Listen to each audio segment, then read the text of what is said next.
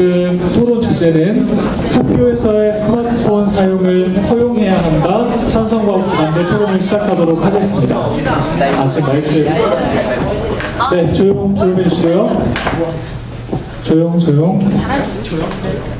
네, 먼저 찬성 측 첫 번째 토론자의 입론부터 시작해 주시죠. 안녕하세요. 찬성 측 입론을 발표하겠습니다. 저희는 4가지 근거를 들어 학교에서의 스마트폰 사용을 허용하는 데 찬성합니다. 첫째로 스마트폰을 활용하여 학교 교육을 활성화시킬 수 있습니다. 둘째, 스마트폰을 사용하면서 스스로 자제하면서 자제력을 향상시킬 수 있습니다. 셋째, 교육적 목적이 있더라도 국민의 행복 추구권과 통신의 자유를 필요 이상으로 제한해서는 안 된다고 국가인권위원회가 학교에 권고하였습니다. 이는 휴대전화가 청소년들 사이에 고립감을 해소하는 긍정적인 측면도 있다고 본 것입니다. 넷째, 강제적인 억압은 되려 역효과를 일으킬 수 있습니다. 이 근거를 토대로 저희는 학교에서의 스마트폰 사용에 찬성합니다. 네, 감사합니다. 여러분 뒤에 그 30초, 10초 시간 남았을 때 들어주실 거예요. 시간 잘 엄수하셔서 토론 진행해 주시기 바라고, 다음으로 반대측 토론자의 입론 시작해 주시죠. 안녕하세요. 송상중 토론 동아리 입론을 맡은 3학년 성현입니다. 저희는 학교에서 스마트폰 사용을 허용하면 안 된다는 주장에 대해 입론을 펼치겠습니다. 첫 번째 근거로 학생들이 스마트폰을 무차별적으로 사용할 것입니다. 학교에서의 스마트폰 사용을 불허가하는 지금도 학교에서 휴대폰을 제출하지 않고 마음대로 사용하는 문제들이 많이 일어나고 있습니다. 이런 상황에서 스마트폰 사용을 허가한다면 무차별적인 스마트폰 사용이 이어질 것입니다. 두 번째로 청소년들의 스마트폰 중독이 증가하고 있습니다. 청소년들이 스마트폰을 많이 사용함으로써 스마트폰 중독으로 이어지는 일이 드물다고 말할 수 없습니다. 학교에서마저 스마트폰 사용을 허가한다면 스마트폰이 곁에 없는 것만으로도 불안해하는 스마트폰 중독 학생들에게 도움이 되어주기는커녕 더 부추기는 셈이 될 것입니다. 세 번째로 학교에서조차 스마트폰을 사용하게 되면 스마트폰 사용으로 인해 대화가 단절될 것입니다. 과거에는 모이면 서로 얼굴을 마주보고 대화를 했지만 요즘 사람들은 서로 자신의 스마트폰을 보기 바쁜 모습이 보여지고 있는데요. 이로 인해 사람과 함께하는 시간을 어색하게 느끼게 되고 다른 사람과 의사소통 능력이 저하됩니다. 이러한 상황에서 청소년들이 학교에서조차 스마트폰을 가지고 있게 되면 학생들 사이의 소통이 단절될 것입니다. 감사합니다. 네. 그럼 이제 입론을 들어봤고요. 다음으로 반대측 입론에 대한 찬성 측의 반박 들어보도록 하겠습니다. 네, 시작해 주세요. 안녕하세요. 스마트폰 활용에 찬성 측 반박을 시작하겠습니다. 아까 학생들이 스마트폰을 무차별적으로 활용하게 된다고 하셨는데, 그것은 학교에서 스마트폰을 활용하되 대신 활용하는 데에 대한 제한을 두면 될 것 같습니다. 또한 청소년들의 스마트폰 중독을 얘기하셨는데, 그것은 스마트폰을 매우 많이 사용하는 일부 청소년들에 대한 국한된 것이지 모든 청소년들이 스마트폰에 중독되는 것은 아니기 때문에 그 스마트폰 중독을 예시로 학교에서 스마트폰을 규제해야 한다고 말할 수 없을 것 같습니다.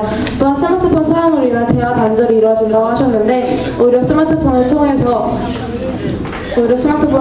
대화할 수 있는 여건이 형성될 수 있으리라 보고 있습니다.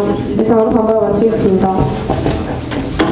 네, 다음으로 반대측 두 번째 토론자의 반론을 들어보도록 하겠습니다.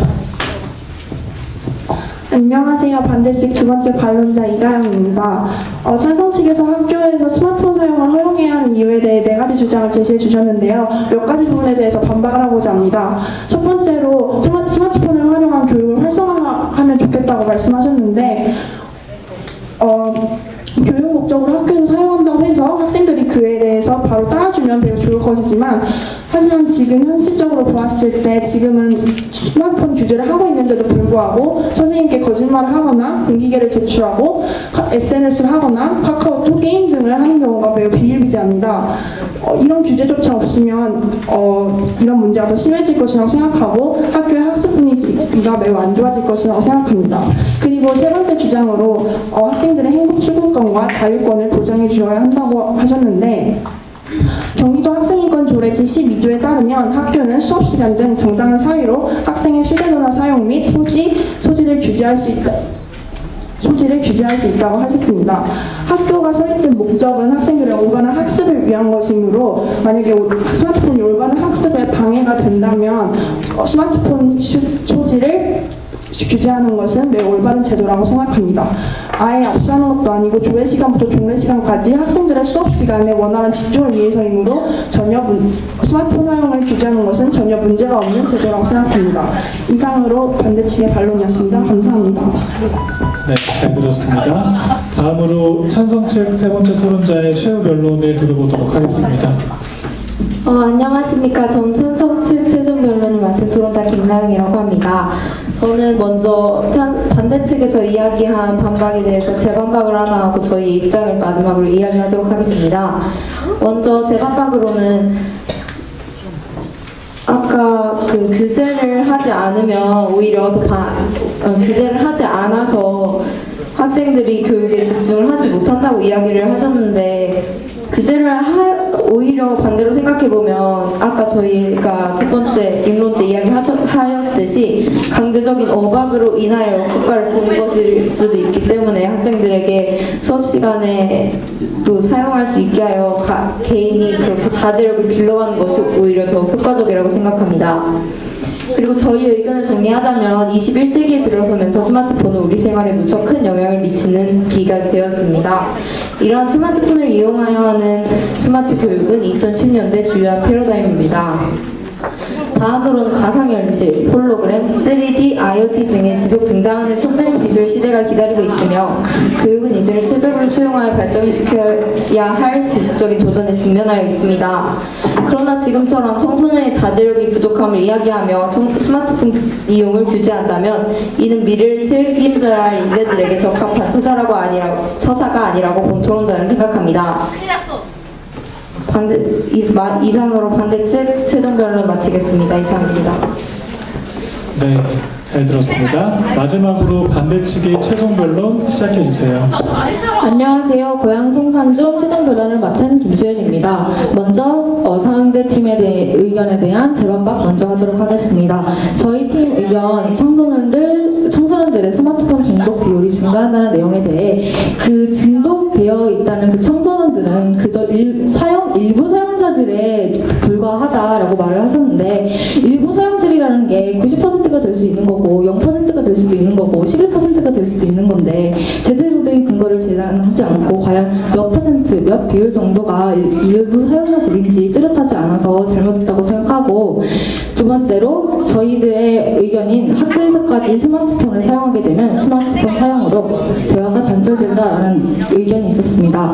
그 이용에 대해서 스마트폰을 학교에서 사용하게 되면 스마트폰으로 의사소통의 여건이 상승할 수 있다고 말씀하셨습니다. 그런데 저희는 대화가 단절된다고 말씀드렸는데 그것으로 인해서 여건이 상승될 수 있다는 말은 도대체 어떤 부분이 그렇다는 건지 아무리 생각해도 스마트폰만 보고 소통하는 것은 정상적인 소통이라고 볼 수 없다고 봅니다.